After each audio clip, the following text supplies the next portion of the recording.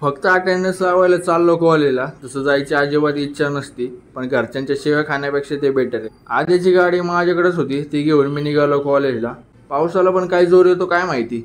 घरातून निघल्यावरच बरोबर चालू होतो. रस्त्यात एक गोंडजवाळ दिसलं, बघा कसं बसायला जागा शोधतंय.